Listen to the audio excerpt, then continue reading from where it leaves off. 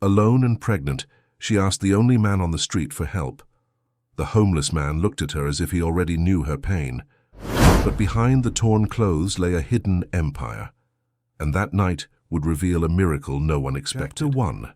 The night fell heavy over the north side of Chicago, bringing with it that characteristic damp June chill that seemed to cut through clothes and reach the bones. Marina held her belly with both hands, sitting on the edge of the narrow bed in her rented apartment, trying to control her breathing as another wave of pain coursed through her entire body. It was almost 11 at night, and the silence of the old building in Lincoln Park made her feel even more alone, as if the world had forgotten she existed. 23 years old, 9 months pregnant, no family nearby, not enough money to even pay the next month's rent. Marina looked at her cell phone, which stubbornly refused to get a signal, its battery nearly dead, the cracked screen showing only that frustrating message of no connection. She had tried to call the community health clinic, her friend Fernanda, any number she still kept in her memory, but nothing worked. The device had fallen into water a few days earlier, and since then it had been more of a useless weight than a means of communication. The next contraction came stronger, tearing a muffled groan from her. Marina pressed her lips together, feeling tears burn in her eyes. It wasn't supposed to be like this. This wasn't how she had dreamed it would be when she discovered the pregnancy, when she still believed that Ryan would be by her side, when there was still hope of building a family, of having a real home. But Ryan was gone. He had simply disappeared when she needed him most, leaving only cold text messages saying he wasn't ready, that it was all too much responsibility, that she should handle it on her own. Marina still remembered the last time she saw him, at the door of this very apartment, with hard eyes and an indifferent face, as if the months they had spent together meant absolutely nothing. She stood up with difficulty, holding onto the wall, feeling the immense weight of her belly and swollen legs. Her water had broken almost 2 hours ago, and Marina knew, even without any prior experience, that she needed help urgently. She couldn't wait until morning. She couldn't pretend this would just pass. Her child was on the way, and she needed to get to a hospital. Marina slipped on her old sandals with effort, grabbed a small bag where she had placed some documents and a change of clothes, and walked slowly to the door. Every step was a battle against the increasing pain, against the fear that tightened her chest, against the overwhelming feeling that she was completely helpless. She descended the building stairs, clinging to the rusty handrail, stopping on each step to take a deep breath and gather her strength. When she finally reached the street, the cold night wind hit her sweaty face. North Clark Street was empty at that hour, with only a few cars speeding by, and the streetlights cast long shadows on the uneven sidewalk. Marina looked from side to side, searching for someone, any soul who might help her. Her heart raced when she realized there was no one. No one walking, no doorman awake, no lit window to indicate life nearby. That's when she saw him. A few yards away, near the entrance of an abandoned parking garage, there was a figure lying on cardboard. A man, apparently homeless, wrapped in old blankets and plastic bags, motionless as if in a deep sleep. Marina hesitated. Part of her wanted to keep going, to find someone more suitable, more trustworthy. But another contraction came with such force that it made her double over and let out a stifled cry. She had no choice. Marina crossed the sidewalk with faltering steps, holding her belly, feeling the sweat run down her forehead despite the cold. She approached the man slowly, with apprehension, but also with desperation. When she got close, the dim light from the streetlight revealed a face she didn't expect to see. Although dirty and with a long, unkempt beard, there was something in his features that didn't match the surrounding neglect. The lines of his face were firm. The wrinkles around his closed eyes seemed to come more from deep experiences than from advanced age. Marina swallowed hard and reached out, lightly touching his shoulder. "Please, I need help." Her voice came out shaky, almost a whisper laden with fear and urgency. The man opened his eyes immediately, and Marina felt a shiver run down her spine. Those eyes were clear, intense, and carried a depth she couldn't explain. They weren't the eyes of someone lost. They were the eyes of someone who had chosen to be there. He sat up slowly, unhurriedly, observing her condition with a clinical attention that Marina didn't notice at first. The man looked at her belly, at her sweat-drenched face, at the way she was holding herself, and something in his expression changed. It was as if a switch had been flipped inside him. "You're in labor." It wasn't a question. It was a calm statement, delivered in a voice that was hoarse but firm, a voice that didn't match the appearance of someone who lived on the streets. Marina just nodded, the tears finally streaming freely down her face. "I have no way to get to the hospital. I have no one. Please." The man said nothing more. He simply walked to the curb, raised his hand with a calm and precise gesture, and Marina watched in disbelief as a black luxury sedan appeared from around the corner and stopped immediately in front of them. The window rolled down, revealing a driver in a suit who looked at the man with respect and urgency. "Sir, shall we head straight to the emergency room?" Marina blinked, confused. "Sir?" This ragged man, wrapped in tatters, being called sir by the driver of a vehicle that easily cost the price of an entire apartment. She tried to process what was happening, but another contraction doubled her over, and before she could think of anything, she felt strong arms supporting her. The man lifted her with impressive ease, as if she weighed nothing, and placed her in the back seat of the car with an almost paternal care. Marina settled in, panting, feeling the soft leather of the seat and the new car smell, so far removed from the reality she lived in. The man got in beside her, and the driver accelerated without asking any questions. Marina turned her face to look at him, trying to understand. Who was this man? Why did a homeless person have access to a car like that? Why did the driver treat him with such reverence? But the questions died in her throat as another wave of pain took over everything, and she just clung to his arm, feeling a strange strength in his touch. "Breathe deeply, slowly. You're going to be okay." His voice was low, comforting, as if he were used to calming people in moments of desperation. Marina obeyed without question, focusing on her breathing, trying to control the panic that threatened to explode in her chest. The man kept his hand on her shoulder the entire way, a simple gesture that brought a sense of security Marina hadn't felt in months. The car sped through the streets of Chicago, passing illuminated and empty avenues, crossing traffic lights without stopping, as if the driver knew exactly what to do.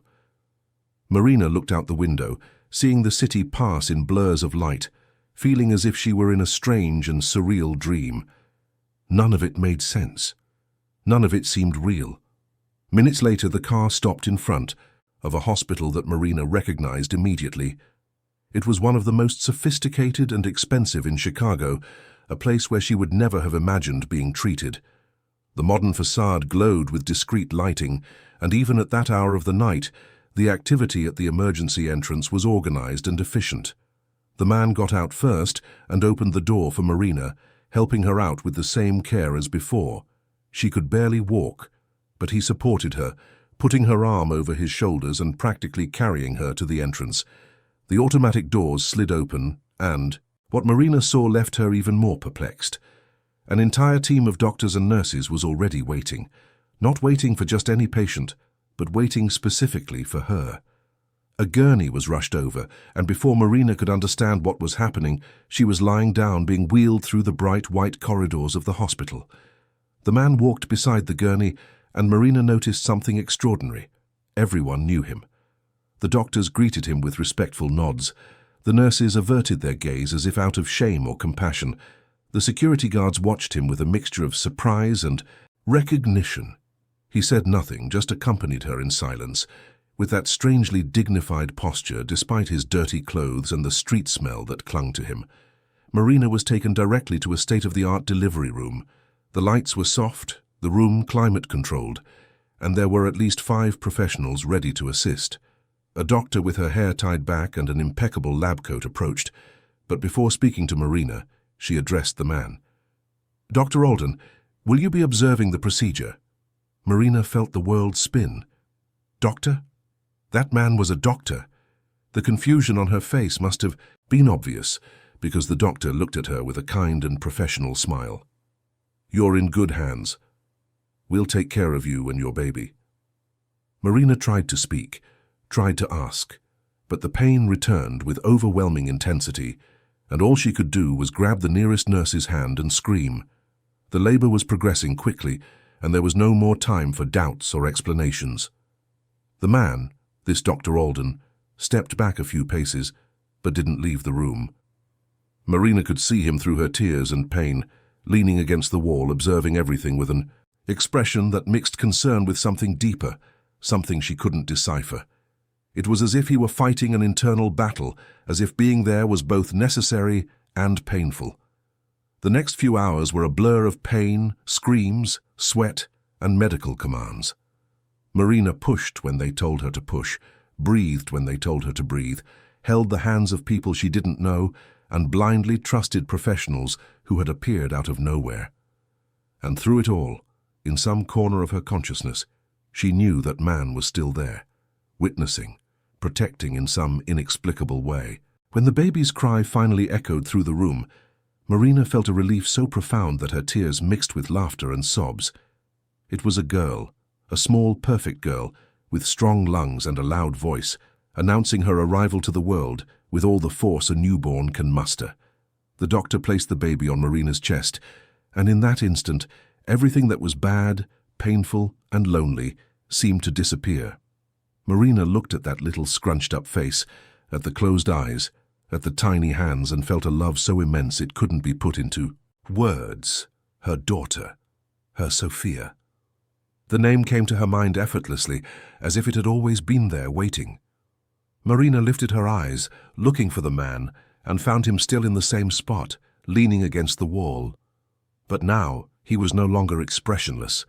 Tears were streaming down his dirty face, running through his unkempt beard, and his clear eyes were fixed on the baby with an intensity that was heartbreaking. Something in that gaze said he wasn't just seeing Sophia. He was seeing another child, another moment, another life that no longer existed. Marina didn't know what had happened to that man, didn't understand why a seemingly respected doctor was living on the streets, didn't comprehend the pain that overflowed from those eyes. But in that instant, a silent connection formed between them, an understanding that needed no words. "Thank you." It was all Marina could manage to say, her voice hoarse and tired. The man just nodded, wiping the tears with the back of his dirty hand, and left the room in silence, leaving behind a trail of unanswered questions. Marina was transferred to a private room, something she could never afford, and Sophia was taken for her initial care. The nurses were kind and attentive, bringing water, light food, helping her clean up and change. But no one mentioned the man. No one explained who he was, why he was there, or how Marina was supposed to pay for all of this. When she was finally alone in the room, with Sophia sleeping in the bassinet beside her bed, Marina looked out the window at the illuminated city of Chicago. It was almost 4 in the morning, and the sky was beginning to lighten with the first signs of dawn. She thought about everything that had happened that impossible night. She thought about the loneliness of her empty apartment, the desperation of having no one, the fear of giving birth alone on the street, and she thought about that man, Dr. Alden, a doctor who lived like a beggar, who appeared at the exact moment she needed him, who brought her to this place and then disappeared like a ghost. Marina didn't know it, but that night had changed 2 lives. Hers, which had just gained a daughter and a second chance to rebuild everything, and his, which had just found a reason to start living again. Outside, sitting on the same pieces of cardboard as always, Henry Alden looked up at the grey Chicago sky. The tears had dried, but the pain in his chest was still there, pulsating as it always had. He had held a baby in his arms again, even if from a distance. He had entered a delivery room again, even if only as a witness. He had smelled new life again, even if it opened wounds he had tried to bury under layers of guilt and self-destruction. Henry closed his eyes and saw the face of the daughter, he had lost. He saw the little eyes that would never open again, the little hands that would never move again. He saw the wife who couldn't bear the pain and left him, unable to look at the man she believed had failed. He saw the entire life he had destroyed with his own hands, or at least that's what he believed, but that night something had been different. For the first time in months, Henry hadn't just felt guilt, he had also felt purpose. That young woman, Marina, needed him, and maybe, just maybe, that meant there was still something he could do, some way to atone for the mistakes of the past. Henry didn't know that Marina was the same girl who, months ago, on a cold winter night, had stopped beside him and left a blanket and a sandwich wrapped in aluminum foil. She hadn't said anything on that occasion, just smiled sadly and moved on. But Henry had never forgotten that gesture, never forgotten those kind eyes that saw him as a human being when the rest of the world pretended he didn't exist. And now, without knowing it, he had repaid the kindness. He had saved her life and the life of her daughter. He had made a difference when it mattered most. As the sun rose over Chicago, illuminating the dirty streets and tall buildings, two hearts beat to the rhythm of a new beginning. One in a hospital room, cradling a newborn baby. The other on the cold sidewalk, sheltered only by cardboard, and the memory that it was still possible to do good. And this was just the first page of a story that would change everything. Chapter 2. The first rays of sunlight streamed through the hospital room window, creating golden stripes on the shiny, sterilized floor. Marina woke up slowly, her body aching but her heart filled with a new and overwhelming sensation. Turning her head, she saw Sophia sleeping peacefully in the transparent bassinet next to her bed, wrapped in soft blankets, wearing a light blue cap that seemed too big for her tiny head. It was real. It had all really happened. Marina reached out and gently touched her daughter's face, feeling the soft, warm skin, hearing the gentle, rhythmic breathing. Tears came without warning, wetting the pillow. They were tears of relief, of gratitude, of immense love, and also of fear. How was she going to take care of Sophia? How would she pay for this hospital? Where would she go when she was discharged? The questions were hammering in her head when the door opened softly, and a nurse entered with a kind smile on her face. She was a middle-aged woman, her hair in a perfect bun, and her eyes conveying experience and kindness. "Good morning, Marina. How are you feeling?" "Tired, but good." "And Sophia?" The nurse approached the bassinet, checking some data on an electronic clipboard.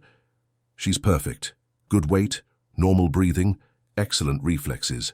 You were very lucky." Lucky. The word echoed in Marina's mind. Yes, she was lucky to be alive, for Sophia to be healthy, to have found help when she needed it most. But there were still so many uncertainties, so many pieces that didn't fit. The nurse, sensing the hesitation on Marina's face, sat in the chair beside the bed and lowered her voice, as if sharing a secret. "You know who brought you here, don't you?" Marina shook her head, feeling her heart speed up. "I only know his name is Henry, and that he's a doctor, but I don't understand why he was living on the street, or why everyone here seems to know him." The nurse sighed deeply, looking at her own hands as if measuring her words. Dr. Henry Alden was the chief of obstetrics at this hospital, one of the best professionals who ever worked here. He saved hundreds of lives, performed procedures others thought were impossible.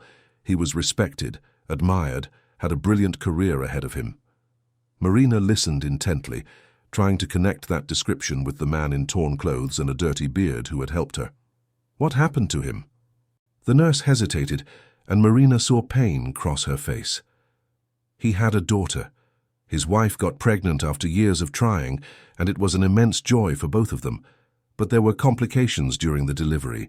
The baby was born with serious problems, and despite all the medical team's efforts, the child didn't survive. Marina felt a tightness in her chest, as if someone had squeezed her heart. He blamed himself. He thought he should have done something different, that he should have seen the signs earlier, that he failed as a doctor and as a father. His wife couldn't cope with the loss and left him, and he just fell apart. He gave up his profession, his house, everything. He started living on the streets as if he were punishing himself for something that was, in truth, beyond anyone's control. The words fell on Marina like heavy stones. She understood everything in that moment. She understood the look in that man's eyes when Sophia was born. She understood the tears that streamed down his dirty face. She understood why he was there on the street on that exact night when she needed help. It wasn't a coincidence. It was fate. How long ago did this happen? Almost 7 months. Since then, many of us have tried to reach out to him, offer help, bring him back. But he refuses everything, says he doesn't deserve it, that he can't touch anyone anymore. Yesterday was the first time in all these months that he set foot in this hospital again. Because of me. The nurse nodded with a sad smile. Because of you. And your daughter. Something made him act. Something made him remember who he really is. Marina wiped away the tears that insisted on falling. She didn't know how, but she had to find that man again. She had to thank him, to tell him that he had saved not just 1 life, but 2, that he wasn't a failure, but a hero, that the past didn't define who he was. Is he still here? The nurse shook her head. He left right after you were transferred to the room. No one knows where he went. But knowing Dr. Alden, he probably went back to the same spot where he always stays. Where? Near North Clark Street. He wanders around there. Some of the staff here bring him food and blankets sometimes, but he never accepts much, just enough to survive. Marina clutched the sheets between her fingers, feeling a determination grow inside her. When she got out of here, when she had her strength back, she would look for him. She didn't know what she would say, didn't know how she would help, but she had to do something. The following days in the hospital were a mix of physical recovery and emotional turmoil. Marina received visits from nurses, a nutritionist and a social worker, who came to ask about her financial and living situation. Each conversation was a painful reminder that she had nothing. No plan, no support, no structure to bring Sophia home to. The social worker, a serious woman with glasses and greying hair, sat beside Marina on the 3rd day and spoke with the delicacy of someone used to dealing with difficult situations. Marina, I understand your situation is complicated. No steady income, no family support, the child's father not present. But there are social programs that can help you. We can find a spot in a temporary shelter, government assistance, referrals to daycare when Sophia is a little older. Marina listened with a lump in her throat. Shelters, assistance, handouts. They were words that meant survival but not dignity. This wasn't how she wanted to raise her daughter. This wasn't how she had dreamed it would be. I'll figure it out. I'll get a job. I'll go back to the apartment. I'll manage. The social worker looked at her with a mix of compassion and skepticism. Marina, you just gave birth. You need at least 6 weeks of rest. How are you going to work? How will you pay the rent? I don't know, but I'll figure it out. The stubbornness in Marina's voice was more desperation than conviction, but she clung to it as if it were the only thing keeping her from completely falling apart. It was at that moment that the room door opened, and the nurse who had spoken to Marina on the first day entered with an envelope in her hands. Her face was serious, but there was a hint of hope in her eyes. Marina, this came for you. She held out the envelope, and Marina took it with trembling hands. There was no return address, just her name written in a firm, elegant script. She opened it slowly, pulling out a letter that seemed to have been written in a hurry but with care. The words were few, direct, but carried immense weight. Marina, you don't need to worry about the hospital expenses. Everything is taken care of. I have also arranged for clothes, diapers, and some essential items for Sophia. You will find everything in the room's closet. This isn't charity. It's a responsibility. You gave me something precious on that cold night months ago without even knowing it. Now I am simply returning the favor. Take good care of her. Take good care of yourself. Henry. Marina read the letter 3 times, trying to absorb every word, every hidden meaning. On that cold night months ago. She frowned, trying to remember. There had been so many cold nights, so many difficult moments since Ryan had left her, and then, like a ray of light cutting through the fog, the memory returned. It was a winter night, maybe April or May. Marina was walking home from her waitressing job, tired and sore, her belly still small but already showing. She stopped at a bakery and bought a buttered roll and a juice, the cheapest dinner she could find. But when she passed a man lying on the sidewalk, wrapped in cardboard and shivering from the cold, something inside her stirred. Marina remembered going back to the bakery, buying another snack, taking the old blanket she carried in her backpack, and leaving everything beside the man without saying anything more than a quiet good night. She hadn't seen his face. She hadn't waited for thanks. She just kept walking, feeling a little lighter for having done something good amidst so much suffering. It was him, Henry, the man she had helped without knowing. It was the same one who was now saving her. Tears streamed down Marina's face, and she pressed the letter to her chest, feeling a gratitude so deep it couldn't be expressed in words. The social worker looked at her with surprise and curiosity. "What does the letter say?" Marina just smiled through her tears. "It says everything is going to be okay." In the following days, Marina discovered that Henry hadn't lied. The room's closet was filled with new baby clothes, diapers, blankets, bottles, all the best that money could buy. There was also an envelope with enough cash to pay for 3 months' rent and some basic expenses, and at the back of the closet a baby stroller still in its box. Marina didn't know how he had managed to get all of that if he lived on the streets, but the nurse explained that Henry, despite having abandoned his former life, had never touched his savings. He had probably used a portion of that forgotten money to help her. It was as if he were giving a new purpose to resources that, for him, no longer had meaning. On the 5th day, Marina was discharged. The nurses helped. The maid her settled Sophia into the new stroller, dressed the baby in a light pink onesie, and put on the cap that kept her little head warm. Marina was nervous but also determined. She had a mission before she went home: to find Henry. The taxi dropped her off on North Clark Street, near the place where it had all begun. Marina pushed the stroller slowly, looking around, searching in the shadows and forgotten corners of the city. It was almost 5 in the afternoon, and the sidewalks were crowded with people heading home from work. It was near the abandoned parking garage that she saw him. Sitting on the same cardboard, wrapped in the same old blankets, Henry stared at the ground with that distant expression Marina now recognized. But as she approached, pushing the stroller with Sophia sleeping peacefully, he looked up and something in his face changed. It was as if he hadn't expected to see her again, as if he had done his part and planned to disappear back into the invisible crowd of Chicago's streets. Marina stopped a few feet from him, her heart pounding in her chest. For a long moment neither of them said anything. They just looked at each other, two strangers who had become fundamental pieces in each other's lives, without planning it, without fully understanding why. "I came to thank you." Marina's voice was firm, but laden with emotion. "You don't need to thank me. I just did what anyone should do." "That's not true. You did so much more than that. You saved my life, and my daughter's life, and it wasn't even your obligation. You don't even know me." Henry looked away, and Marina saw the pain cross his face again. "I know you. I know you more than you think." He paused, taking a deep breath as if gathering the courage to speak.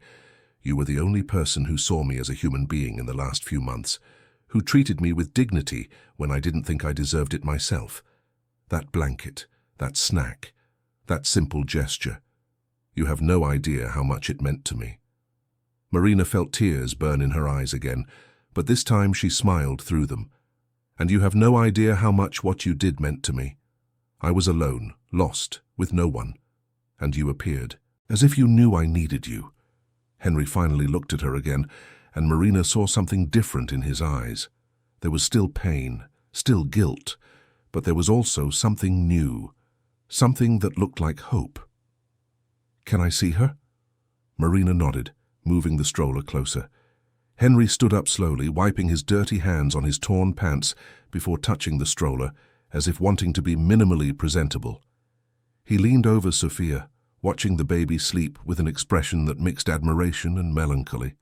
"She's perfect. Thanks to you." Henry shook his head, but didn't argue. Marina realized that he didn't believe in his own victories, only in his failures. He was a man trapped in a guilt that consumed him, unable to see the good he was still capable of doing. "I wanted to ask you something." Marina spoke slowly, choosing her words carefully. I want you to really get to know Sophia. I want you to be a part of her life. You're the reason she's here. And I don't have anyone else.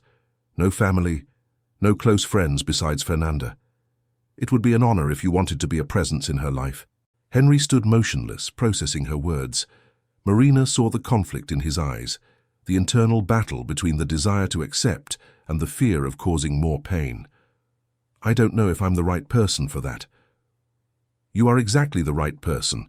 You're a doctor, you're kind, you're human. And even carrying so much pain, you still chose to help when I needed it most. That says everything about who you are."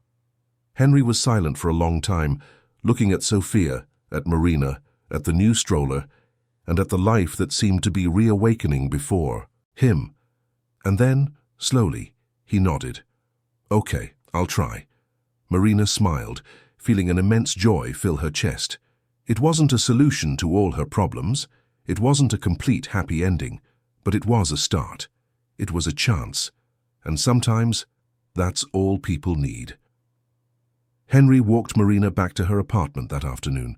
He carried the stroller up the stairs, helped assemble the crib that was still in its box, and organized the baby clothes in the small wardrobe. His hands, though dirty and calloused, worked with precision and care, reminding Marina that this man had once been a respected surgeon. When everything was ready, Henry washed his hands in the kitchen sink and held Sophia for the first time. Marina watched, seeing the delicate way he held the baby, supporting her head, keeping her body secure.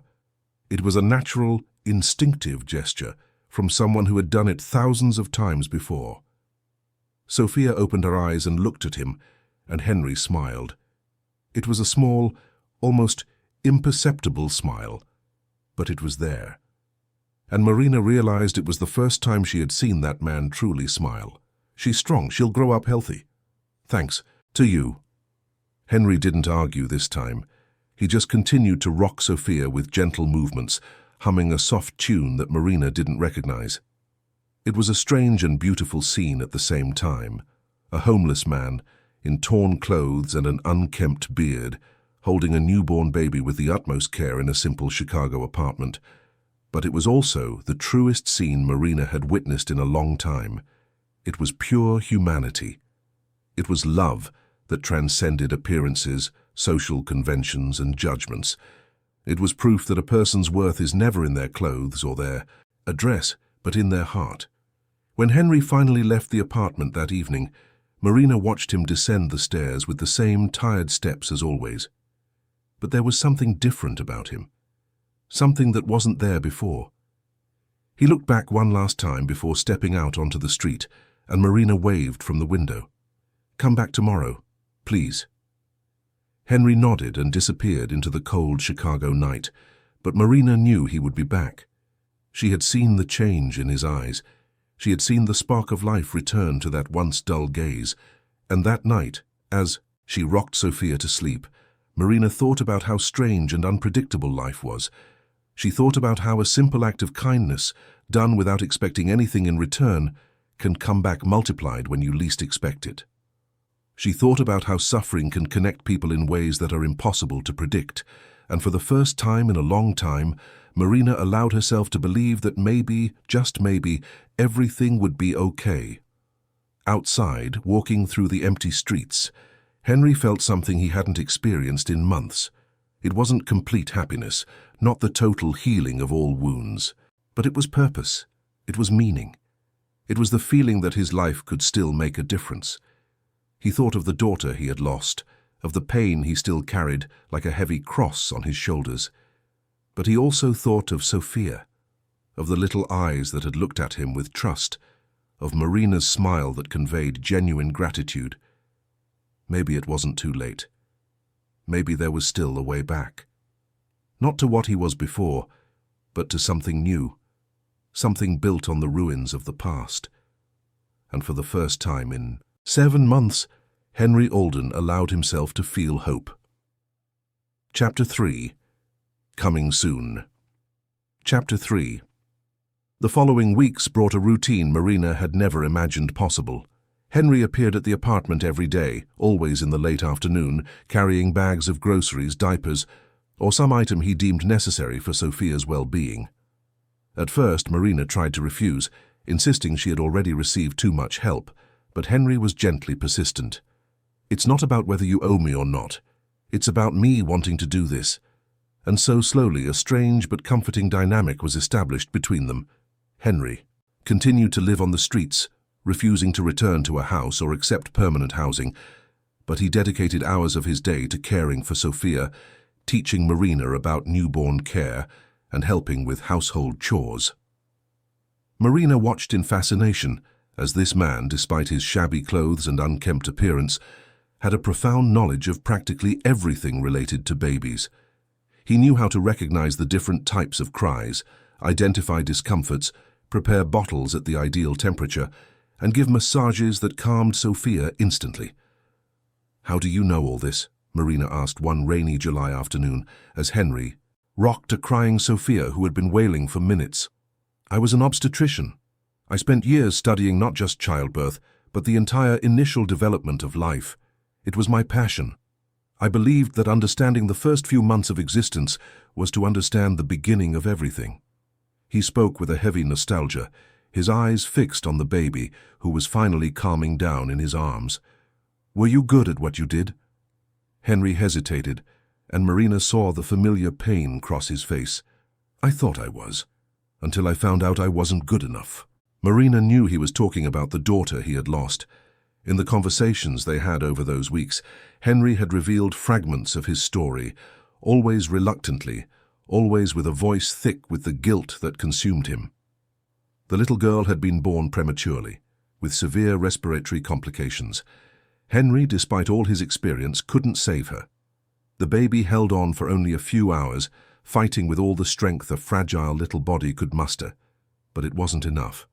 What destroyed Henry most wasn't just the loss itself, but the certainty that he, as a doctor and a father, should have done something different. He should have seen the signs earlier. He should have insisted on alternative procedures. He should have been more than he was. His wife, Beatrice, sank into a deep depression and ended up blaming Henry as much as he blamed himself. Within a few weeks, she packed her bags and left, unable to look at the man who represented everything she had lost. Henry didn't stop her. He thought she was right to leave. He thought he deserved nothing but loneliness. That's when he began to dismantle his own life. He resigned from the hospital, sold his car, abandoned his apartment, and started wandering the streets of Chicago as if looking for a place where the pain couldn't reach him. But the pain always reached him. It was etched in every breath, in every heartbeat. "Henry, it wasn't your fault," Marina said firmly, placing a hand on his shoulder. "Complications happen. You did everything you could. You're human, not God." Henry looked at her with tired, sad eyes. "But I was her doctor. I was her father. It was my responsibility to keep her alive, and I failed." "You didn't fail. Life is fragile. Sometimes not all the knowledge in the world is enough, and that doesn't make you a failure, it makes you human." Marina's words echoed in the silence of the apartment, mixed with the sound of rain tapping against the window.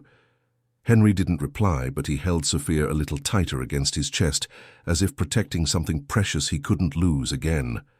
Marina realized in that moment that helping Henry wouldn't just be a matter of gratitude. It would be a journey of reconstruction, of showing him that there was still purpose, that there were still reasons to live. And in a way she was rebuilding herself too, because caring for him made her feel useful, needed, part of something bigger. The days turned into weeks, and the weeks into a month. Henry continued to show up faithfully, but something began to change. He started arriving earlier, staying longer, becoming more deeply involved in Marina and Sophia's routine. He helped bathe the baby, change diapers with the skill of a professional, and prepared simple but nutritious meals for Marina. It was as if he was slowly becoming human again, returning to schedules, responsibilities, connections, and Marina could clearly see that it was doing him good. One sunny August morning, Marina woke to the sound of someone moving around in the kitchen.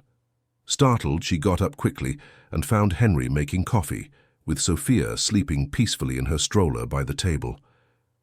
"What are you doing here so early?" Henry turned, and Marina noticed something different about him. His beard was trimmed, not perfectly, but visibly shorter and neater. His hair was clean and combed back. His clothes, though still the same worn-out ones, were washed. "I made a decision," he said with a determination Marina hadn't heard in weeks. "I'm coming back. Not to the hospital, I'm not ready for that yet. But I'm coming back to some kind of normal life. I'm going to rent a place to live, clean myself up, try to be the person I used to be again." Marina felt her eyes well up with tears, but they were tears of joy. "Henry, that's wonderful." He shook his head, raising a hand to stop her. "It's not wonderful yet. It's just a first step, and I don't know if I can do it. But you and Sophia have given me something I no longer had. You've given me a reason to try."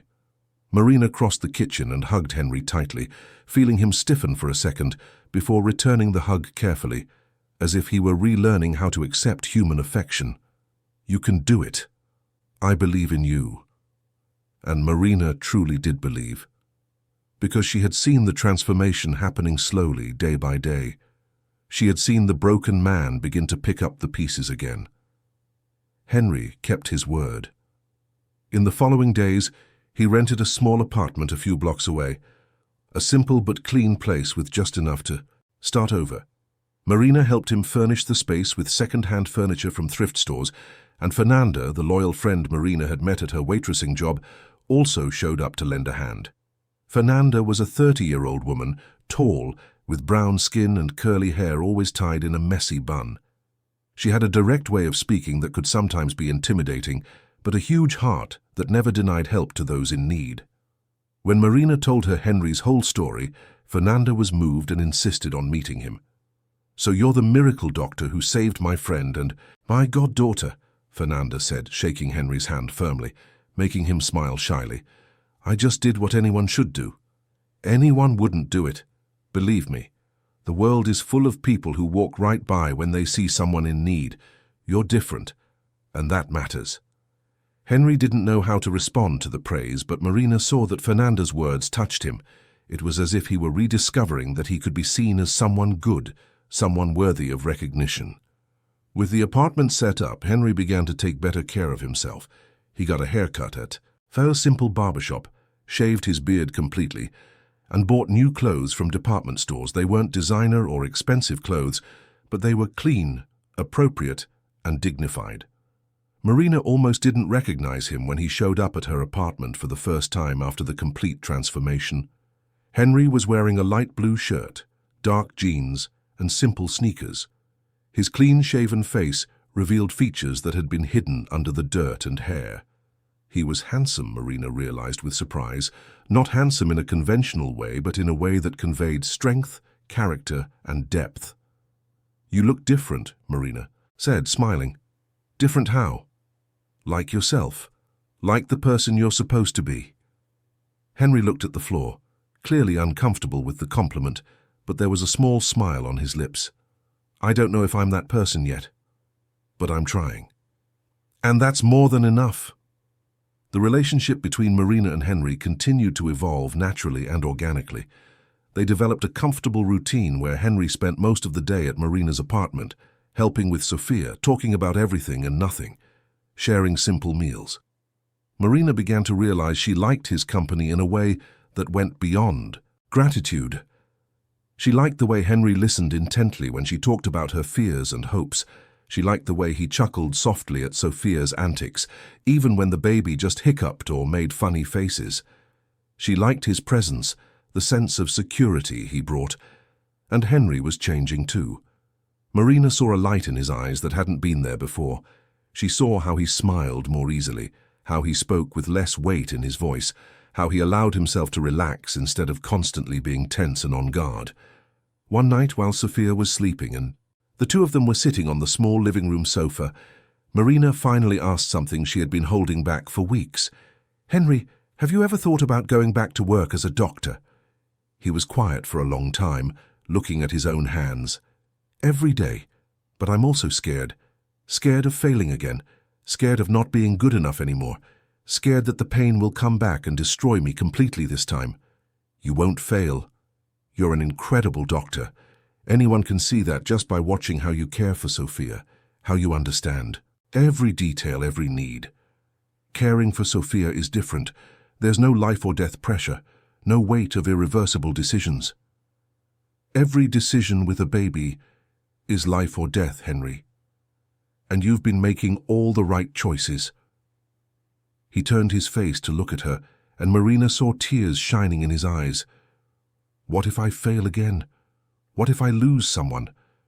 I don't know if I can go through that again. Marina reached out and held his hand firmly. You're not alone anymore.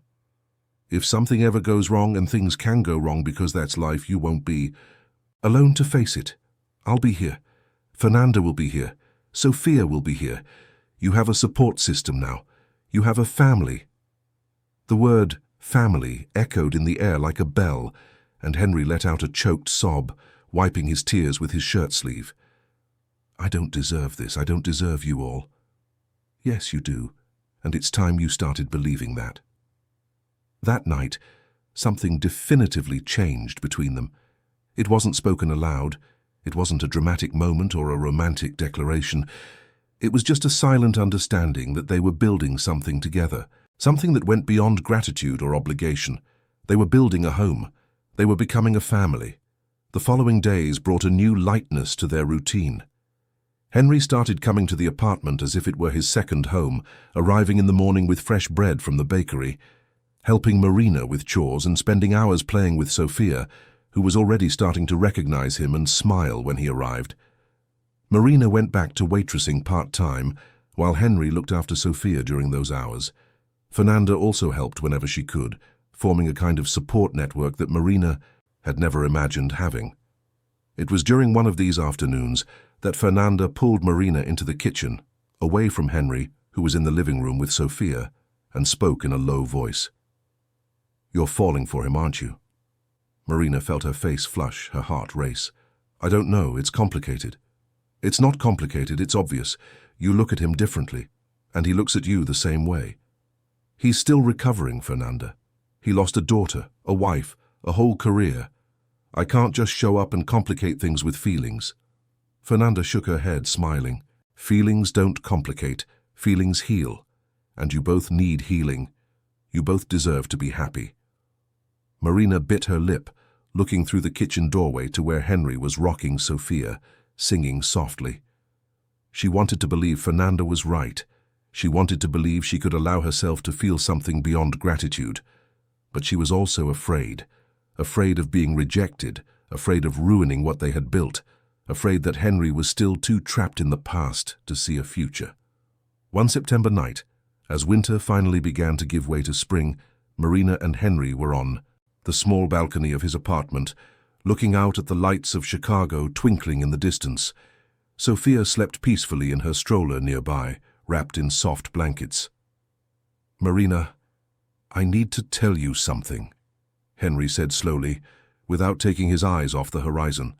Marina's heart sped up, a mix of anticipation and nervousness taking over. What is it? When you showed up that night, pregnant, desperate, asking for help, I thought you were just another person life was putting in my path to remind me of everything I had lost. But you weren't that. You were the opposite. You were a second chance. He finally turned his face to look at her, and Marina saw pure vulnerability in his eyes. I spent months believing my life was over, that there was no more purpose, that the best I could do was slowly fade away until I ceased to exist. But then you appeared, and then Sophia, and you reminded me that there is still beauty in the world. There is still love. There is still a reason to wake up in the morning. Marina felt tears stream down her face, but didn't wipe them away. She just listened, because she knew Henry needed to say it. I don't know what I am to you. I don't know if I'm just someone who helped you in a difficult time, or if I'm something more. But I need you to know that you changed my life. You and Sophia are the reason I came back. You're the reason I want to be better. Marina took a deep breath, her heart pounding so hard it felt like it would burst from her chest. You're not just someone who helped me, Henry. You're so much more than that. You're the person who made me believe again that there are good men in the world, that there are people who truly care. You are the family I chose, and the family Sophia needs.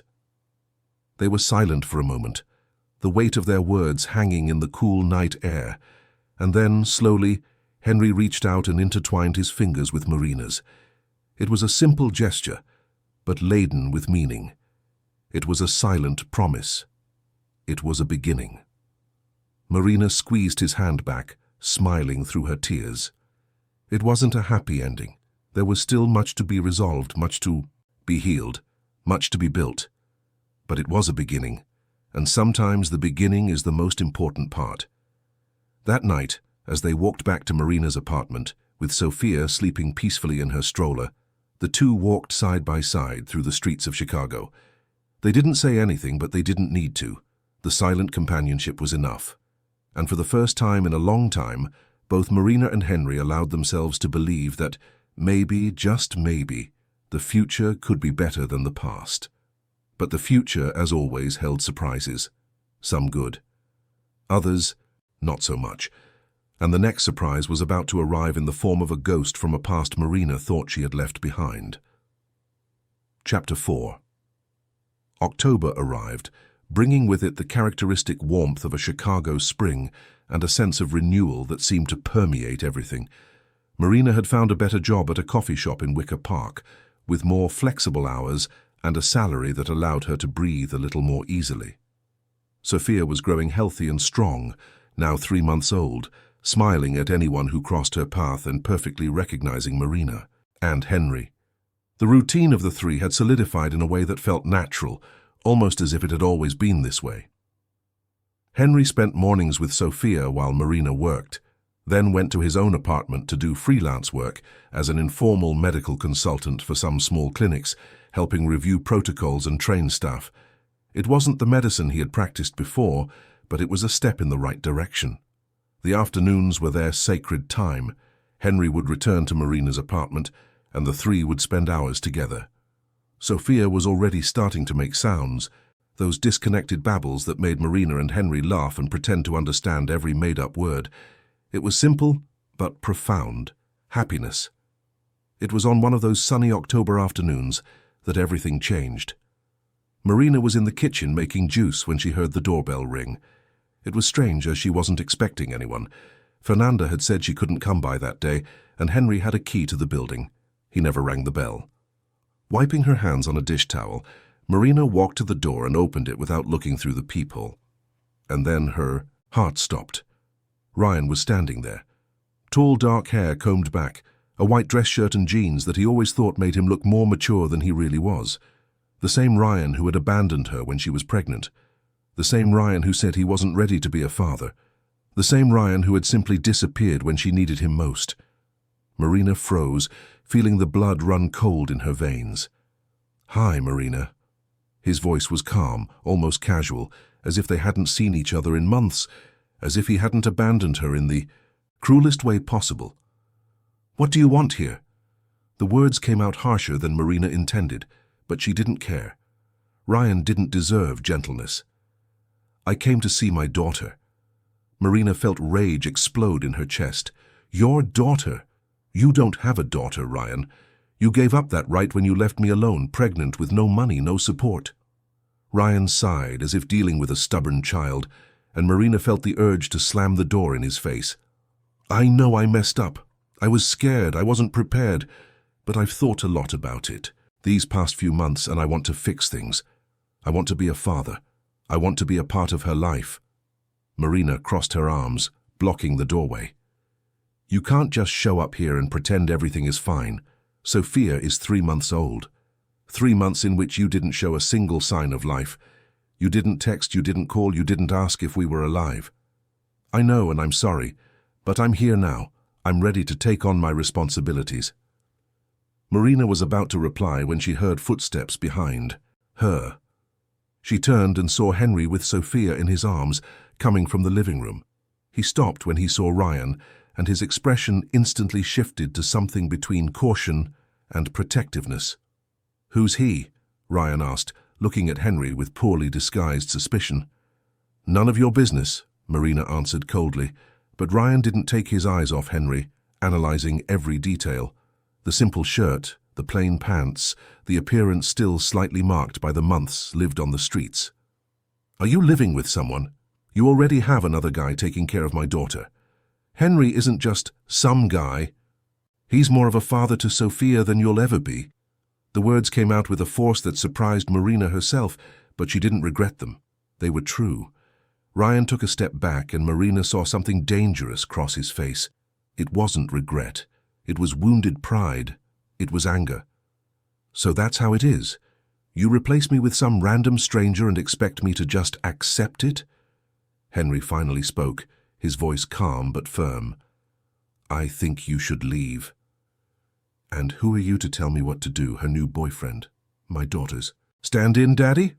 Marina saw Henry tighten his arms protectively around Sophia, but he kept his voice controlled. "I'm the person who was here when you weren't, the person who helped Marina when she was alone and desperate, the person who is here every day, caring, supporting, being present." Ryan let out a dry, humorless laugh.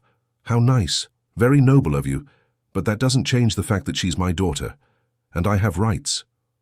"You gave up your rights when you abandoned Marina," Henry replied, and Marina saw the firmness in his eyes. It wasn't aggression, it was protection. Ryan looked at Marina with an expression she knew well. It was the look he got when he was planning something, when he was calculating his next move. "We'll see what the courts have to say about that." And with those words, he turned and walked down the stairs, leaving Marina trembling with anger and fear. Henry closed the door slowly and placed Sophia in her crib before approaching Marina, who had collapsed onto the sofa, her face in her hands. "He can't do anything, Marina. He abandoned you. Any judge will see that." Marina shook her head, tears streaming. Through her fingers. "You don't know Ryan. He's manipulative. He knows how to twist situations to his advantage, and if he really wants to cause trouble, he will. Then we'll be prepared. I won't let anything happen to you or Sophia." Marina lifted her face and looked at Henry, seeing the determination in his eyes. And for the first time since Ryan had appeared at her door, she felt that maybe she could face this. The following days were tense. Marina received no messages from Ryan, no calls, no sign that he would actually follow through on his threats, but the sense of danger hung in the air like a heavy cloud. Henry started spending more time at the apartment, practically living there, sleeping on the sofa, refusing to leave Marina and Sophia alone. Fernanda also came by more often, bringing food, company, and the moral support Marina desperately needed. It was Fernanda who one afternoon brought news that made Marina's heart sink. "Marina, I saw Ryan yesterday. He was downtown, near the courthouse." "And?" "He was talking to a lawyer. I overheard them talking about a custody case." Marina felt the floor drop out from under her. "He's really doing it. He's trying to take Sophia from me." Henry, who was beside her, placed a hand on her shoulder. "He won't succeed. You're her mother. You've taken care of her since day one. No judge will take Sophia from you." But Marina wasn't so sure. Ryan came from a wealthy family. He had connections, resources, the ability to hire the best lawyers. And her? She was just a 23-year-old waitress, living in a tiny, rented apartment, barely able to pay her bills. The nightmares started that night. Marina dreamed of courtrooms, of judges taking Sophia from her arms, of Ryan laughing as he carried the baby away. She would wake up in a cold sweat, her heart racing, and could only go back to sleep after checking the crib and seeing Sophia there, safe, breathing peacefully. A week later, the summons arrived. Marina opened the envelope with trembling hands and read the words that confirmed her worst fears. Ryan had filed for custody, claiming that Marina was raising their daughter in an unsuitable environment and that Sophia needed a paternal structure. The document was full of lies. It said that Marina was living with a stranger with a questionable past, that she had no stable financial means, that she was exposing the child to unnecessary risks. Ryan had twisted every detail of reality to build a narrative where he was the concerned father, trying to protect his daughter from an irresponsible mother. Marina read and reread the document, feeling anger and despair battle within her. He's lying about everything. Henry took the paper from her hands and read it carefully, his jaw tight. "We'll prove their lies. We'll get witnesses, documents, whatever is necessary." But Marina knew it wouldn't be simple, because Ryan wasn't just lying. He was cleverly manipulating partial truths. Yes, she lived with financial help from Henry. Yes, Henry had been homeless. Yes, she still didn't have complete financial stability. Ryan was using all of this against her, painting a picture where she appeared incapable and irresponsible. In the days that followed, Marina and Henry began to prepare for the legal battle ahead. Henry reached out to old colleagues from the hospital, getting letters of recommendation that attested to his character and competence. Marina gathered all the proof that she took good care of Sophia: medical records, photos, testimonies from neighbors. Fernanda proved to be an invaluable ally. She knew some people who worked in the judicial system and got information about the lawyer Ryan had hired. He was a man known for dirty cases, for defending causes using questionable but effective tactics. Marina, this guy doesn't play fair. He'll try to destabilize you, make you look bad in front of the judge. So what do? You don't take the bait.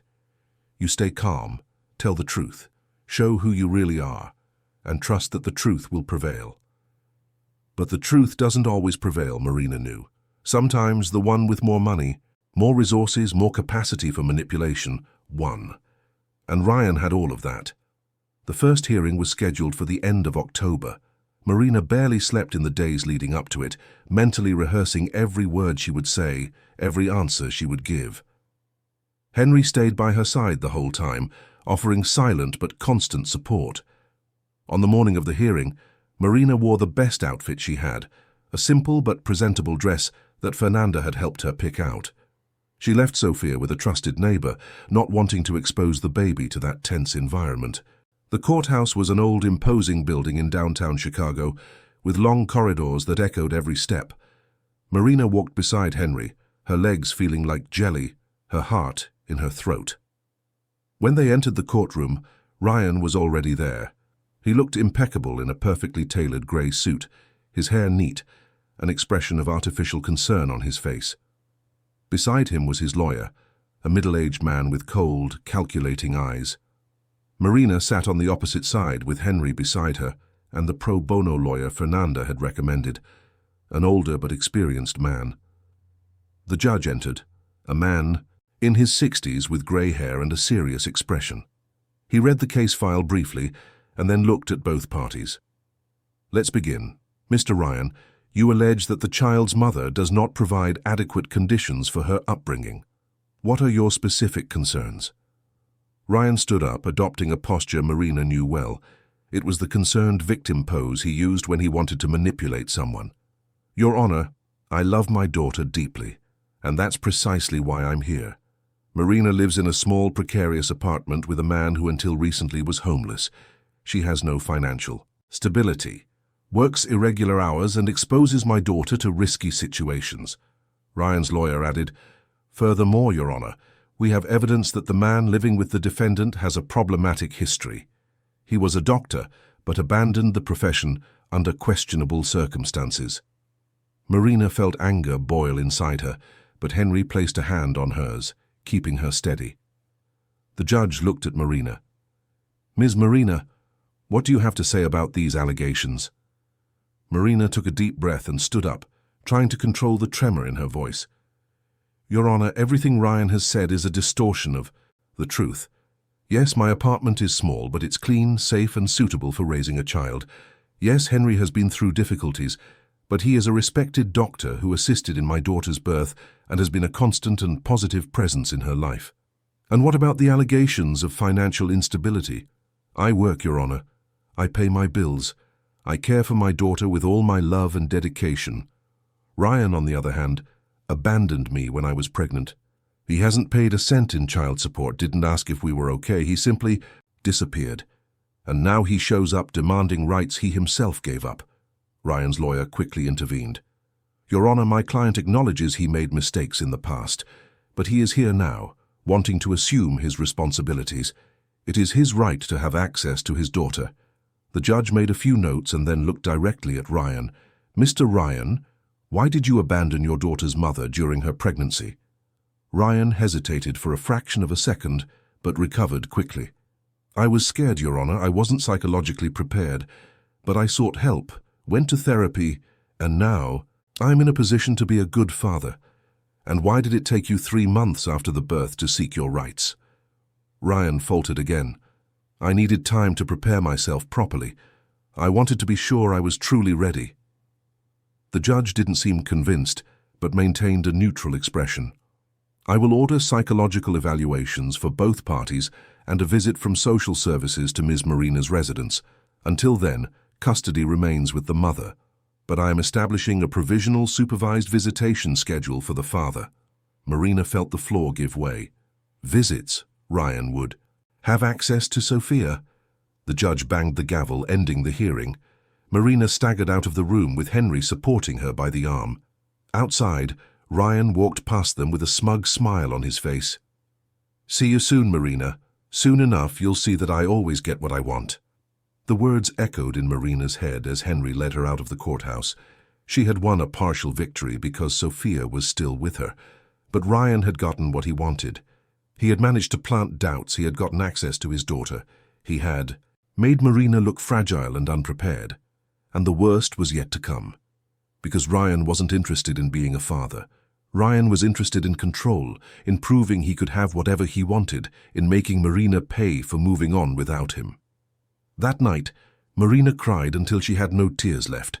Henry stayed by her side, holding her hand, offering the silent presence she so desperately needed.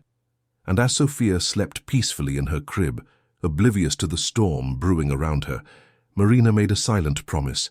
She would fight. She would fight with all the strength she had, because Sophia was her daughter, her reason for living, and no one, absolutely no one, was going to take that away from her. But the battle was just beginning, and Ryan had more tricks up his sleeve than Marina could imagine. Chapter 5. Coming soon. Chapter 5. The weeks following the first hearing were the hardest Marina had ever faced. Ryan's supervised visits began, taking place on Saturday mornings in a specific room at the courthouse, with a social worker present at all times. Marina had to take Sophia there, place her daughter in the arms of the man who had abandoned her, and wait for 2 agonizing hours outside until she could pick her up again. The first visit was devastating. Sophia cried for almost the entire time, not recognizing Ryan, uncomfortable in his arms, wanting to go back to Marina. Ryan was visibly annoyed but maintained his concerned father act in front of the social worker. When Marina finally got Sophia back, the baby's face was red from crying, and Marina's heart broke. Henry was always by her side, waiting in the uncomfortable chairs in the hallway, offering water, words of comfort, the steady presence Marina needed to keep from falling apart completely. He had become her rock, the person without whom she couldn't face any of this. But Ryan wasn't satisfied with just the visits. He had started a quiet but effective campaign to destroy Marina's reputation. He created fake social media profiles where he spread distorted information about her situation, insinuating she was a negligent mother, living with a man with a dubious past, exposing her daughter to danger. The messages reached Marina through acquaintances who recognized her in edited photos and shared them out of concern. Each post was a stab, each malicious comment another layer of pain.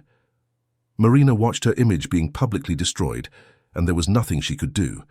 Reporting the profiles was useless. They were always recreated under new names. It was Fernanda who realized something more was going on.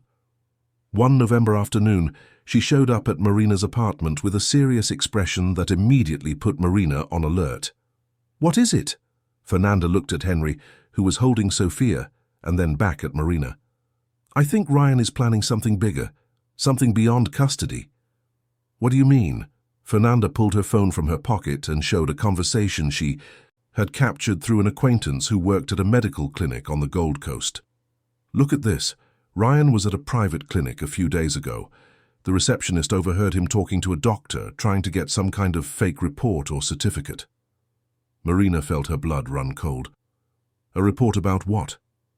"About you. He wanted something that would prove you have psychological problems, that you're unfit to care for a child." Henry stood up immediately, his expression shifting to something between anger and determination. "That's illegal. He could be arrested for that." Fernanda shook her. Head. Only if we get concrete proof. And for now, it's just the word of a receptionist. We need more. Then we'll get more, Marina said, feeling a determination grow inside her. She was tired of being the victim, tired of just reacting to Ryan's attacks. It was time to go on the offensive. The three of them began to discreetly investigate Ryan's movements. Fernanda, with her network of contacts spread across Chicago, managed to get information that seemed impossible. They discovered that Ryan had tried to bribe not just one but 3 different doctors, looking for someone who would agree to issue a false report. 2 refused, the 3rd accepted. Fernanda got the doctor's name, a man who had previously been sued for unethical conduct but still held an active license. The plan was clear. They needed physical proof of the negotiation between Ryan and this doctor. Henry, with his experience in the medical field, knew people who could help. He contacted a former investigator colleague from the state medical board, explained the situation, and managed to get them to start a discreet investigation into the doctor in question. Meanwhile, Marina had to continue her routine, taking Sophia to Ryan's visits, smiling at the social worker, pretending everything was fine when in reality she was falling apart inside. It was during the 4th visit that something changed. Marina arrived at the courthouse as usual, with Sophia in her arms and Henry by her side. But this time, when she handed the baby to Ryan, she noticed something different in his behavior. He was nervous, constantly looking at his phone, avoiding direct eye contact. The social worker noticed too. "Mr. Ryan, are you all right?" "I'm fine, just have some pending work matters." But throughout the visit, Ryan barely paid attention to Sophia. He held the baby mechanically, distracted, clearly thinking about other things. When the session ended, he practically tossed Sophia into Marina's arms and rushed off, his phone glued to his ear. Marina and Henry exchanged a look. Something was happening. The answer came that same evening when Fernanda arrived at the apartment, her eyes shining with excitement. "We got it." "Got what?" "The proof. The doctor who took the bribe. He was being recorded. There was a previous complaint in progress, and the medical board had placed bugs in his office, and guess who shows up on the recordings negotiating a fake report?" "Ryan," Marina whispered, feeling a mix of relief and shock. Fernanda nodded, smiling. "Ryan. In full detail. He offered money, specified exactly what he wanted in the report, instructed the doctor on how to make it look legitimate. It's all recorded, all documented." Marina felt her legs give way and sat down heavily on the sofa. It was real. They had proof that Ryan was lying, manipulating, trying to destroy her through illegal means. "What do we do now?" Henry asked, already picking up his phone. "We take this to the judge. We take it to the police. This changes everything." In the following days, the legal team Fernanda had assembled sprang into action. The recordings were formally presented to the judge in charge of the case, along with complete documentation of the bribery attempts and the social media smear campaign, which tech investigators had managed to trace back to devices connected to Ryan. The reaction was immediate and explosive. A new hearing was urgently called. This time, when Marina entered the courtroom, the atmosphere was completely different. The judge had a stern expression, and Ryan was visibly nervous, sweating despite the cold air conditioning. "Mr. Ryan, I have here serious evidence that you have attempted to manipulate these proceedings through illicit means. Do you have anything to say?" Ryan's lawyer tried to intervene, but the judge cut him off. "I am not speaking to you, counselor. I am speaking to your client." Ryan opened his mouth, but no words came out. The man who was always so confident, always so in control, was completely disarmed. The judge continued, his voice filled with authority and indignation. "Attempted bribery to obtain a false medical report, a smear campaign using fake social media profiles, tampering with evidence. Mr. Ryan, you have not only demonstrated that you are unfit to have custody of this child, but you have also committed crimes that will be forwarded to the proper authorities." Marina felt tears of relief stream down her face. It was real. It was happening. "Visitations are suspended immediately. Custody will remain exclusively with the mother, and I strongly recommend you get a good criminal lawyer, because you are going to need one." The gavel fell, and it was as if an immense weight had been lifted from Marina's shoulders. Henry hugged her right there, in front of everyone, and Marina allowed herself to break down in tears of relief and exhaustion. Ryan left the room with his head bowed, avoiding everyone's gaze. His lawyer tried to say something, but he just waved him away and disappeared down the corridor. It was over. His plan had failed, his lies had been exposed, and now he would face the legal consequences of his actions. Marina left the courthouse feeling lighter than she had in months, but the feeling of victory was short-lived. 2 days later, while Marina was working at the coffee shop, she received a frantic call from Henry. "Marina, you need to come home now, it's Sophia." Marina's heart stopped. "What happened?" "She has a very high fever. She's vomiting. I'm already taking her to the hospital." Marina dropped everything and ran. She hailed the first taxi she saw, giving the hospital's address in a trembling voice. The ride seemed to last an eternity, each minute a century of anguish. When she finally arrived at the hospital, she found Henry pacing in the pediatric emergency room hallway, holding Sophia, who was wrapped in damp towels. The baby was pale, moaning softly, clearly in distress. "What did the doctors say?" "They're running tests. It could be a serious infection. They're worried." Marina took Sophia in her arms, feeling the heat of the fever radiate from the small body. The baby opened her eyes and looked at her with an expression that broke Marina's heart. It was a look of pain, of not understanding what was happening. "It's going to be okay, my baby. Mommy's here." But Marina wasn't sure if everything would be okay. The fear she felt was paralyzing, unlike anything she had ever experienced before. Hours passed in a haze of tests, doctors coming and going, conversations in technical terms that Marina could barely comprehend. Henry translated when he could, explained the procedures, but even he was visibly worried. Finally, the attending physician called Marina and Henry into a private room. He was an older man with grey hair and tired eyes that had seen too much suffering. "Sophia has an intestinal obstruction. It's serious, but treatable. However, she's going to need surgery, and it needs to be soon." Marina felt the world spin. "Surgery? But she's so small." "I know, but it's the only option. If we don't operate in the next few hours, the situation could worsen very quickly. Who will operate?" The doctor hesitated. "We have a pediatric surgeon on call, but he's in another surgery that could last for hours, and we don't have time to wait." Henry, who had been quiet until then, spoke for the first time. "I can do it." All eyes turned to him. The doctor frowned. "You're a doctor?" "I am. An obstetrician, but I also did a residency in general surgery. I worked at this hospital for years. I know the procedure." The doctor looked at Henry with growing recognition in his eyes. "You're Dr. Henry Alden." It wasn't a question. It was a statement filled with surprise and respect. "I am." The doctor looked at Marina, then back at Henry. "Dr. Alden, with all due respect, you've been on leave for months. You haven't operated. Are you prepared for this?" Henry closed his eyes for a long moment, and Marina saw the battle raging within him. She saw the fear, the doubt, the guilt of the past trying to paralyze him. But she also saw something else. She saw determination. She saw love. She saw the need to do what was right, even if it was the most terrifying thing he could possibly do. When Henry opened his eyes again, there was certainty in them. "I'm prepared." The doctor nodded slowly. "Then let's prep the OR. But I need you to be sure. This decision can't be reversed." Henry looked at Marina, and she saw everything he wasn't saying out loud. She saw the unspoken apology in case something went wrong. She saw the promise to do everything in his power. She saw the love he felt for Sophia, for her, for this makeshift family they had built.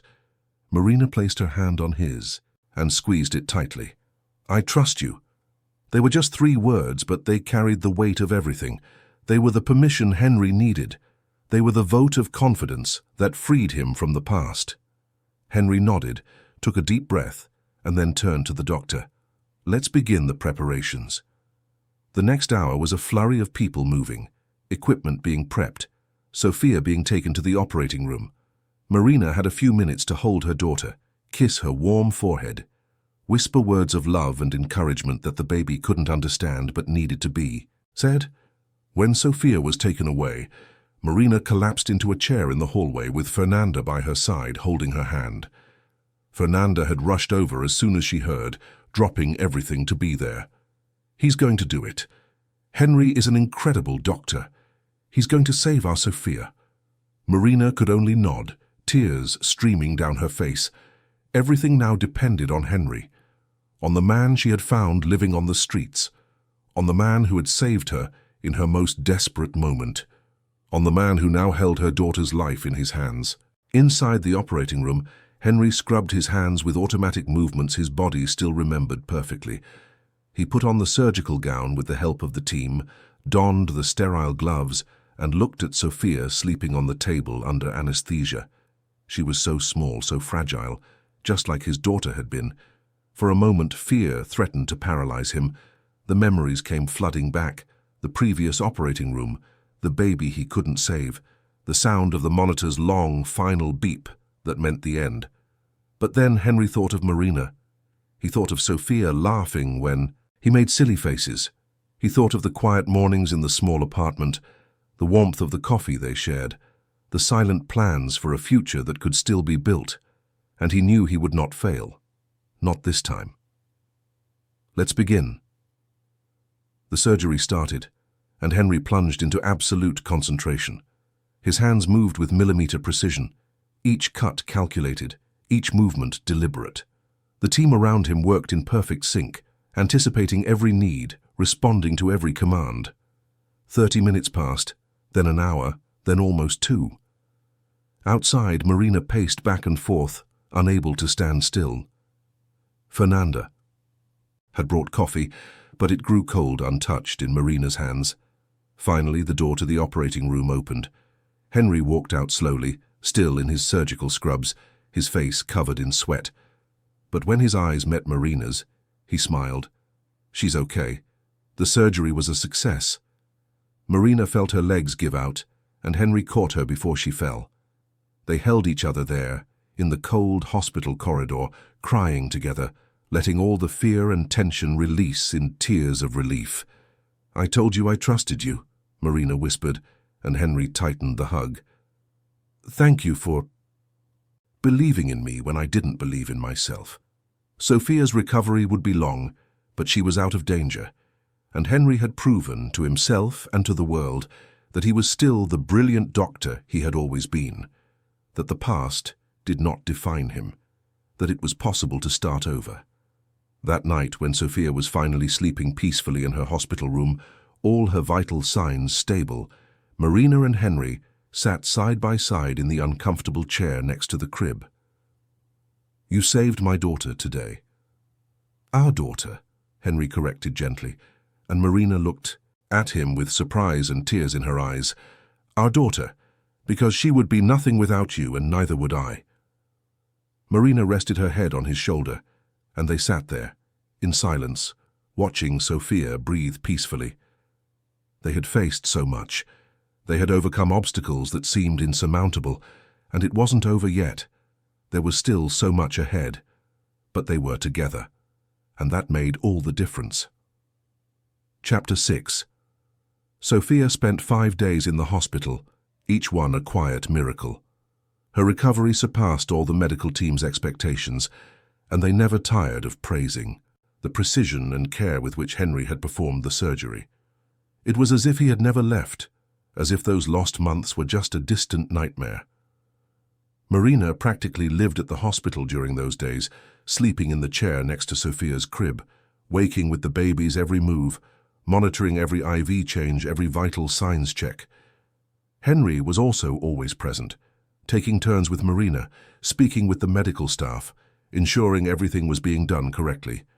It was strange to see Henry in a hospital setting again, wearing the white coat he had abandoned months ago, being treated with the respect and admiration he had always deserved. The doctors and nurses who had worked with him before the tragedy came to greet him, some with tears in their eyes, happy to see him back. "Dr. Alden, we've missed you so much. This place isn't the same without you," an older nurse said, squeezing his hand with genuine affection. Henry smiled, still uncomfortable with the praise. But there was something different in his eyes. It was no longer the crushing guilt that defined him. It was gratitude mixed with hope. I missed it too, more than I realized. On the 5th day, Sophia was discharged. The hospital's chief of staff, a man Henry had known for years, called Marina and Henry for a private conversation in his office. "Dr. Alden, I want to make you an offer. We need you back. The obstetrics department is overwhelmed, and there's no one with your competence available. I understand you've been through difficult times, but what you did for Sophia proves you're still the same brilliant professional you've always been." Henry looked at Marina, searching for something in her eyes. She knew what he was looking for. He was looking for permission. He was looking for assurance that he wasn't abandoning the family he had built. Marina took his hand and smiled. "You should accept. It's where you belong. I don't want you to think I'm going to leave you behind. You are my priority. And we always will be. But that doesn't mean you can't go back to doing what you love. In fact, I think you should. Sophia needs to grow up seeing the man you truly are, the incredible doctor who saves lives." Henry looked at the chief of staff and nodded slowly. "I accept, but on one condition. I need flexible hours. I need to be present for my family." The chief of staff smiled. "Of course, we can adjust your shifts. We're just happy to have you back." The news of Sophia's surgery and Henry's return to the hospital spread quickly. It wasn't long before some journalists became interested in the story. It was a powerful narrative, the renowned doctor who lost everything and ended up on the streets, the abandoned young mother, the unlikely reunion, redemption through love and second chances. Marina initially wanted to avoid the exposure, but Fernanda convinced her that sharing their story could help others in similar situations. It could show that there's no shame in needing help, that it's possible to rebuild after loss, that kindness still exists in the world. The first story was published on a local news website, a simple but touching piece about Marina and Henry's journey. The response was immediate and overwhelming.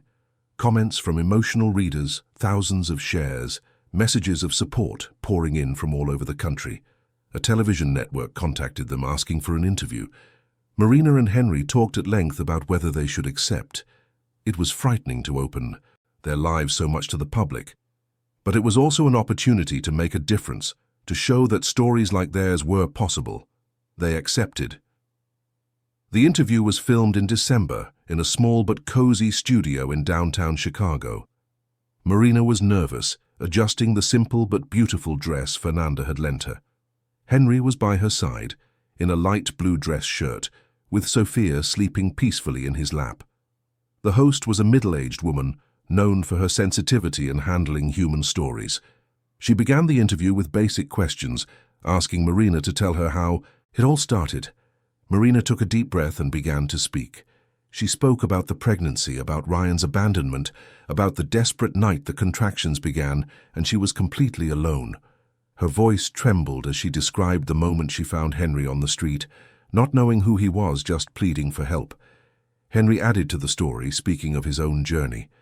He talked about the daughter he lost, the pain that made him abandon everything, the months living on the streets as a form of self-punishment. His voice was steady but filled with emotion as he described the moment Marina asked for help and how something inside him awakened. It was like I received a calling, as if the universe was giving me a second chance to make a difference. The host had tears in her eyes when she asked about Sophia's surgery.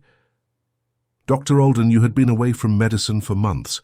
What was it like to step back into an operating room, especially to operate on the daughter of the woman you love?" Henry looked at Marina, and the intensity in his eyes made her heart race. It was the most terrifying and most important thing I have ever done in my life, because she wasn't just a patient, she was Sophia, she was my family, and I knew I couldn't fail. Not this time. And you didn't fail. You saved her life. Henry shook his head. It wasn't just me. It was Marina, who trusted me when I didn't trust myself. It was the medical team that supported me. It was Sophia, who fought with all the strength she had. I just did my job. The interview aired 2 weeks later, during prime time. Marina watched from home with Henry and Fernanda by her side, nervous about how it would be received. But when it ended and she saw the flood of positive messages on social media, she knew they had done the right thing. People from all over the country shared their own stories of overcoming adversity. Single mothers who identified with Marina's struggle, professionals who had gone through burnout and depression, inspired by Henry's journey, homeless individuals who felt their humanity had been recognized. The story grew to proportions none of them had imagined. Book deals were offered. Invitations to speak at conferences arrived almost daily. A film production company expressed interest in adapting their story for the screen. It was overwhelming but also transformative. What impacted Marina the most was when she started receiving messages from women in situations similar to hers. Women who were abandoned, pregnant, without support, desperate. She created an informal support group where she shared her story and offered the emotional support she herself hadn't had when she needed it most. Henry also got involved in social projects. He began offering free consultations to pregnant women in vulnerable situations, worked with non-profits that cared for the homeless, and lectured at medical schools about mental health and the importance of self-care in order to care for others. But amidst all this public attention, all this public transformation, what really mattered to Marina and Henry was what happened within the walls of their Lincoln Park apartment.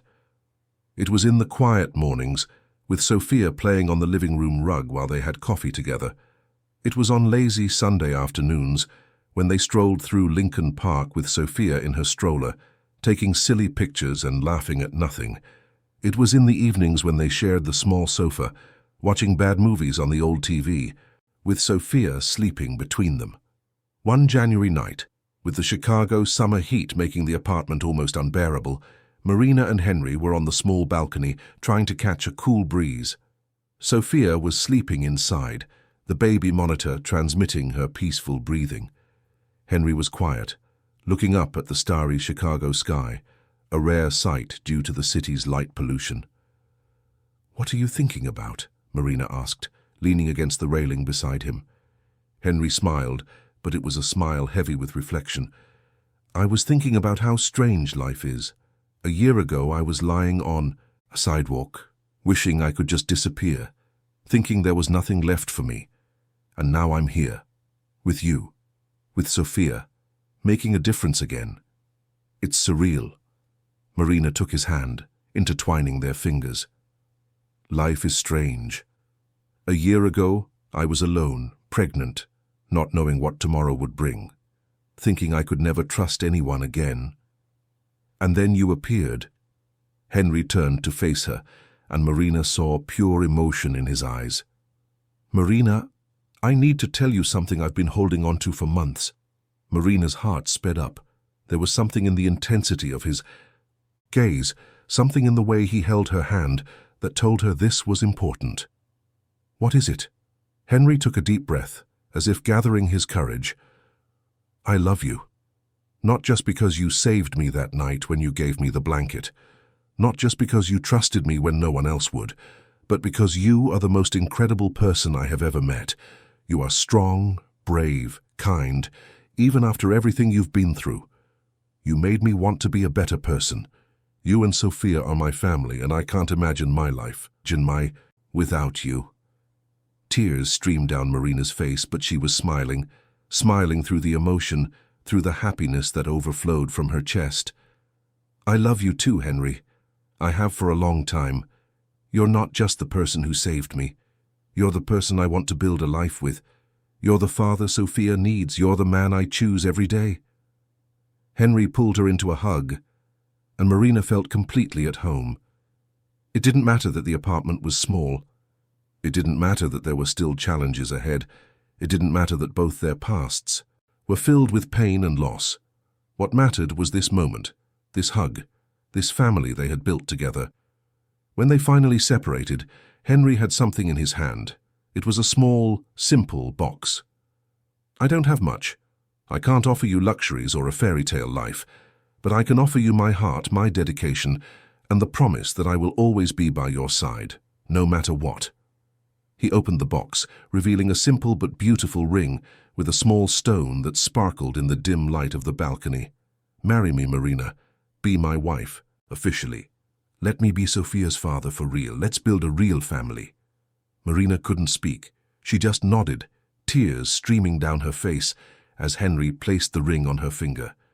It was perfect. It was simple. It was real. They kissed there, on the warm balcony of a small apartment in Lincoln Park, as Chicago pulsed around them, indifferent and yet a silent witness to another love story born from the ashes of pain. The wedding took place 3 months later, in April, in a simple but beautiful ceremony in a public square. There was no pomp or luxury. It was just close family and friends, a few dozen people who truly mattered, gathered to celebrate a union that went far beyond official papers. Fernanda was the maid of honor, of course, with an emotional speech that made everyone laugh and cry at the same time. The hospital's chief of staff was Henry's best man, representing the medical family that had welcomed him back. Sophia was there, now 7 months old, wearing a little white dress and being the center of attention, making funny faces at everyone who approached. Marina wore a simple dress bought from a department store, but she felt like the most beautiful woman in the world when Henry looked at her with those love-filled eyes at the makeshift altar under the trees. Their vows were self-written, without excessive formalities, just the raw truth of everything they had lived through. "Marina, you taught me that it's possible to start over, that the past doesn't define who we are, that love can heal even the deepest wounds. I promise to always be by your side, through good days and bad, in sickness and in health, in joy and in sorrow. I promise to be the best father I can be to Sophia, and I promise to love you every day for the rest of my life. Henry, you appeared when I needed you most. When I thought I was completely alone, you were there. You showed me that there are good men in the world, that there are people who truly care. You saved my life and my daughter's life, and I promise to spend the rest of my days showing you how special you are, how loved you are, how much you deserve all the happiness in the world." There wasn't a dry eye in the crowd when the justice of the peace declared them husband and wife. And when they kissed, sealing their unlikely but perfect union, there was applause and shouts of joy that echoed through the square. The reception was simple, in a community hall that Fernanda knew, with homemade food prepared by friends and music played by a guitarist who volunteered after hearing their story. There was no extravagance, but there was love, and that was infinitely more valuable. During the party, Marina looked around and saw smiling faces, happy people, people who were there because they truly cared. She saw Henry dancing with Sophia in his arms, the baby giggling as he spun slowly to the music. She saw Fernanda chatting animatedly with the doctors from the hospital, probably telling embarrassing stories about Marina. And Marina realized something fundamental. She had built exactly what she had always dreamed of. It wasn't a perfect family. It wasn't a fairy tale life. But it was real. It was hers. And it was more than enough. The following months brought a normality Marina had never thought possible. Henry worked at the hospital on an adjusted schedule, always making time for his family. Marina got a better job as a manager at a coffee shop, with a decent salary and more predictable hours. Sophia grew up healthy and cheerful, a child full of life who lit up any room. They moved to a larger apartment, still in Lincoln Park, with 2 bedrooms and a real balcony where Sophia could play safely. It wasn't luxurious, but it was a home built with love, hard work, and the certainty that, together, they could face anything. Henry was once again recognized as one of the best obstetricians in Chicago. He received awards, was invited to international conferences, and published articles in prestigious medical journals, but what made him proudest weren't the titles or accolades. It was coming home every night to be greeted by Sophia shouting, "Daddy!" with enthusiasm, jumping into his arms. Marina developed her own social project, a support group for single mothers that grew into a registered organization with volunteers and sponsors. They met every week, sharing stories, offering support, proving that no one has to be alone. Their story continued to be a source of inspiration for many, but Marina and Henry learned to maintain a balance between their public and private lives. They accepted some invitations for talks and interviews, but always prioritized family time. One December evening, almost 2 years after that fateful night when it all began, Marina and Henry were in Sophia's room, watching her sleep. The little girl was now 1.5 years old, with curly brown hair that was always messy, expressive brown eyes, and a smile that could melt any heart. "Do you think she'll remember any of this when she grows up?" Marina asked softly, stroking her daughter's hair. Henry took her hand and smiled. "She won't remember the details. But she'll grow up knowing she is loved. She'll grow up seeing that family isn't about blood or perfection. It's about being present. It's about choosing to love every single day."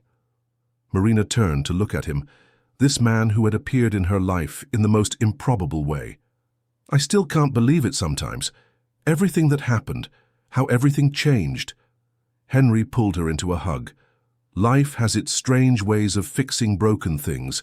We were both shattered, and somehow, by finding each other, we managed to put ourselves back together." Marina thought of the desperate girl she had been 2 years ago. Pregnant, alone, hopeless.